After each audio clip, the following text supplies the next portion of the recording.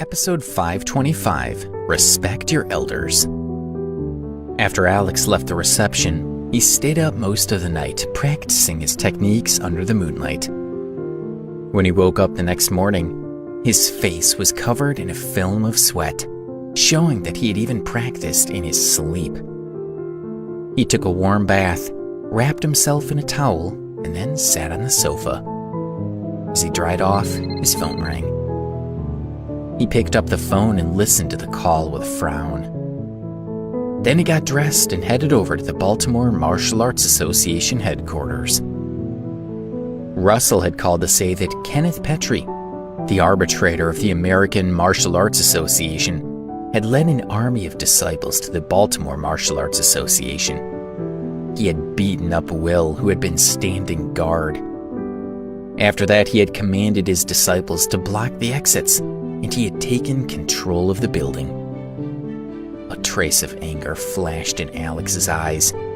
How dare he try to take over my organization, he thought. Who does he think he is? Soon after, Alex arrived at the headquarters. He knew that the hierarchy in the American Martial Arts Association was complicated, and that they had power over the Baltimore Martial Arts Association, but he didn't know who Kenneth was and what his authority entailed. Russell met Alex at the door with a grimace on his face. You're finally here, he said. You got here just in time. They're ready to tear the whole place apart. They even beat me up for no reason. They're a bunch of brutes. He rolled up his sleeve to show Alex a bloody wound on his upper arm. Alex frowned and asked, Which of them did that to you? I'll make sure to deal with him personally. Russell shook his head and shrugged. I couldn't get a good look at them in all the chaos. Although Alex was the president of the Baltimore Martial Arts Association, he had no contact with the American Martial Arts Association. He had been elected to the position, but he hadn't wanted the job at all, and he certainly didn't want to bow to anyone else's authority. Russell stepped forward and looked around. He saw that Kenneth's disciples were still standing guard by the doors, so he lowered his voice to a whisper. Kenneth Petrie, one of the higher-ups in the American Martial Arts Association, is the arbitrator for the parent organization and all of its branches in different states, he said. He specifically deals with disciples who break any of the organization's tenets. His martial arts skills are nothing special, but he's been around a while, so he has seniority, and uses his power to stomp all over the younger disciples, he continued. He thinks the younger generations have things too easy and cheat to get their way. Alex sneered. He obviously doesn't know anything about me, he said. He's just mad that I'm the president at such a young age. Does he really think I paid my way into the position? I didn't even want it. This guy has a long-standing beef with Jessup, Russell said. He's never liked the Baltimore Martial Arts Association. Whenever he comes by to inspect our headquarters, he's always too busy picking the dirt out from under his nails to pay any attention to what we have to say, and he never fails to cause trouble before he leaves. Jessup has tried his best to tolerate Kenneth, and he spent a lot of money keeping the Baltimore Martial Arts Association in tip-top shape to keep Kenneth from bothering us. But Kenneth saw how much money Jessup gave us, and he just hated us even more, because that was all money that wasn't going into his own organization.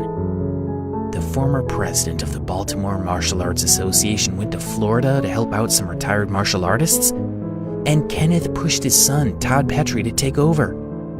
But our members didn't buy it, and we wanted nothing to do with him. Finally, after Jessup's recommendation, we elected you as president instead. Kenneth was angry that his son got snubbed, and he wants to get rid of you. He doesn't want to be here just as much as we don't want him here, but he's set on ending your career. Alex tapped his foot impatiently. Why do they have to play stupid power games like this, he wondered. They should know that I don't care about being president. Russell leaned in and whispered, I think you should fight Jacob. So you finally agree with me, Alex replied, rolling his eyes. They walked into the hall as they talked, and once they arrived, The hall was eerily quiet. 4 people were on the floor on their hands and knees, including Edward, Jeffrey, Will, and Russell's son Dennis. All strong young men that Alex had endorsed for their skills. The 4 men clenched their teeth in pain. Their clothes had been torn into shreds, and their bodies were bruised and bloodied from the wounds that Kenneth's men had inflicted on them. A group of muscular men stood behind them with bats in their hands, waving them menacingly as if they were ready to strike at any moment. Kenneth sat on an ornate chair in the center of the hall. He had white hair and a long, flowing beard. His face was defiant, and his eyebrows were fierce. He looked down at the battered martial artists with a condescending expression. The whole hall was dead silent, aside from the sound of his fingernails tapping on his chair's armrest. Several young women stood beside him, pointing and laughing at the 4 martial artists on the floor. "I've been waiting for you for a long time, Alex," Kenneth said.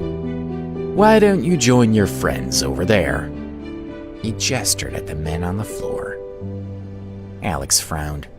He must have been stalking me for a long time if he can pick me out of a crowd so easily, he thought. A muscular woman stepped forward and said, "Kneel down with them if you know what's good for you." "Why should I do that?" Alex asked, placing his hands on his hips. "Don't you know that you should respect your elders?" the woman replied. "Just because you're the president doesn't mean that you can ignore authority. If you don't kneel, we'll have to force you to." Kenneth lightly waved his hand at the woman to gesture for her to stop. "I'll handle this, Ava," he said.